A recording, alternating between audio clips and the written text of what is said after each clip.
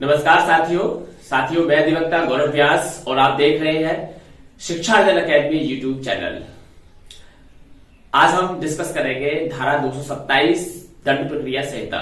जी हाँ, धारा 227 दंड प्रक्रिया संहिता में प्रावधान दिए गए हैं कि जब किसी अभियुक्त व्यक्ति पर न्यायालय के द्वारा कोई आरोप लगाया जाता है तो अभियुक्त व्यक्ति दंड प्रक्रिया संहिता की धारा 227 के अंतर्गत अपने बचाव में न्यायालय से ये कह सकता है कि जिन आरोपों में उसे आरोपी बनाया जा रहा है, न्यायालय के द्वारा जो आरोप फ्रेम किए जा रहे हैं वे आरोप उस पर नहीं बनते हैं, तो धारा 227 की एप्लीकेशन कब लगाई जाएगी न्यायालय में, उसका क्या प्रभाव रहेगा और धारा 227 क्या अभियुक्त व्यक्ति को न्यायालय की कार्रवाइयों से बचा सकती है।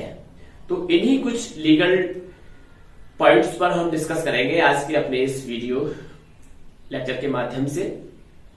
साथियों, धारा 227 को दंड प्रक्रिया संहिता में सम्मिलित करने का उद्देश्य ये है कि पुलिस इन्वेस्टिगेशंस के दौरान जब किसी व्यक्ति को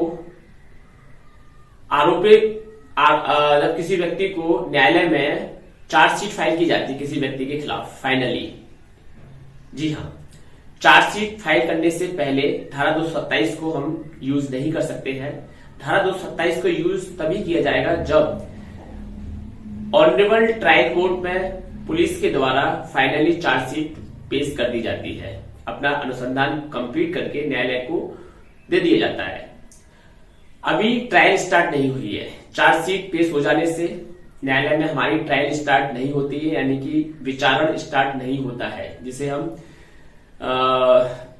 न्यायालय की प्रक्रिया में जो अभियुक्त व्यक्ति है उसकी जो प्रोसीडिंग्स चलती है उसकी दोषता या निर्दोषता की ओर उसको ले जाने वाले जो फैक्ट्स हैं उन पर जो आर्गुमेंट होता है उसको हम बोलते हैं ट्रायल। तो ये जो ट्रायल होती है ये कब स्टार्ट हो जाती है और कब खत्म होती है।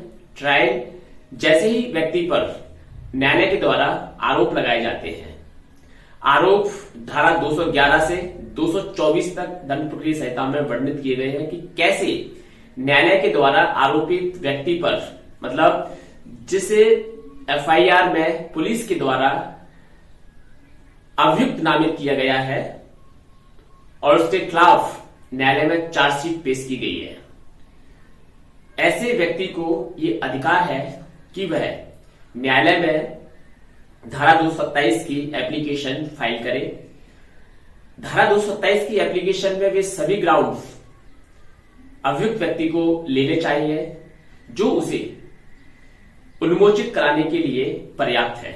उन्मोचित और दोषमुक्ति ये दो शब्द हमें देखने को मिलते हैं दंड प्रक्रिया संहिता में। उन्मोचन का मतलब होता है कि पुलिस के द्वारा जो चार्जशीट फाइल की गई है उस चार्जशीट में उस व्यक्ति को दोष सिद्ध करने के लिए पर्याप्त आधार नहीं है या उसके खिलाफ कार्रवाई चलाने के लिए पर्याप्त आधार नहीं है, सबूत नहीं है। इसलिए उस व्यक्ति को जिस पर न्यायालय में आरोप लगाया जा रहा है, न्यायालय के द्वारा यदि उचित समझा जाता है, ग्राउंड्स यदि न्यायालय को उचित लगते हैं जो कि डिफेंस काउंसिल ने प्रस्तुत किए हैं, तो न्यायालय अपनी न्यायिक शक्ति का प्रयोग करते हुए उस व्यक्ति को उन्मोचित कर सकता है। ठीक, अब उन्मोचित हो जाने से ये अर्थ नहीं लगाया जाएगा कि ऐसे व्यक्ति को दोष मुक्त कर दिया गया है। यदि दोष मुक्त हो जाता है तो फिर उसके खिलाफ कोई कार्रवाई तो होती नहीं है सिवाय अपीलेट कोर्ट में अपील के अलावा।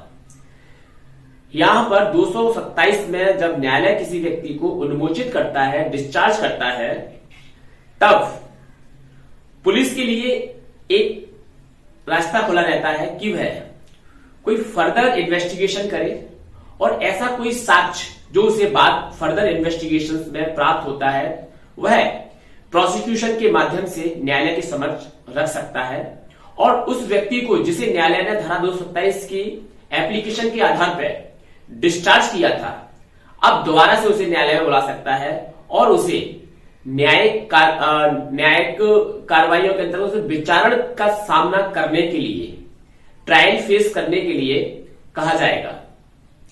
तो साथियों, धारा 227 में जैसे कि आपको एग्जाम्पल दें कि कैसे उन्मोचित किया जाएगा।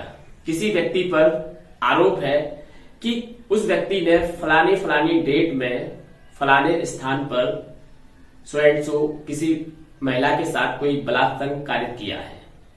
ठीक, पुलिस के द्वारा इन्वेस्टिगेशन किया गया, तो पुलिस के इस इन्वेस्टिगेशन में कहीं पर भी उस व्यक्ति की घटनास्थल पर मौजूदगी दर्शित नहीं हो रही है। जब घटनास्थल पर मौजूदगी दर्शित नहीं हो रही है, ना सीसीटीवी फुटेज के माध्यम से या ना किसी डॉक्यूमेंटेशन के माध्यम से, तो ऐसी कंडीशन में अभियुक्त व्यक्ति उन सभी परिस्थितियों का हवाला देते हुए न्यायालय को बता सकता है 227 की एप्लीकेशन के माध्यम से। न्यायालय को सेटिस्फाई अगर वो कर सकता है तो न्यायालय उसे उन्मोचित कर देगा, डिस्चार्ज कर देगा। ये न्यायालय के ऊपर डिपेंड करता है कि न्यायालय उसे उन्मोचित करे या नहीं करे।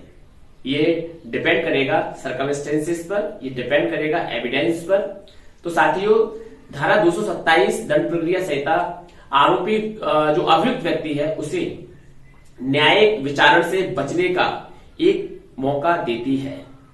साथियों, ऐसे प्रोविजंस काफी है हमारे क्रिमिनल लॉ में जो कि हमें अपने डिफेंस में मदद करते हैं, लेकिन उनकी हमें जानकारी ना होने के कारण हम ठीक से अपना डिफेंस न्यायालय के समक्ष प्रस्तुत नहीं कर पाते हैं। यही कारण है कि कभी कभी हमें जो है अपनी ये जो जागरूक ना होने के कारण उसका खामियाजा भुगतना पड़ता है। तो साथियों, न्यायिक कार्रवाइयों में कभी भी आलस नहीं करना चाहिए। Time to time, day to day न्यायालय की प्रोसीडिंग्स को असिस्ट करना चाहिए, उसे सहायता करना चाहिए और न्यायालय के आदेश निर्देश अनुसार जो आरोपित व्यक्ति है उसे न्यायालय में हाजिर रहना चाहिए। तो साथियों, आज के लिए इतना ही। फिर मिलते हैं किसी नए टॉपिक के साथ। नमस्कार।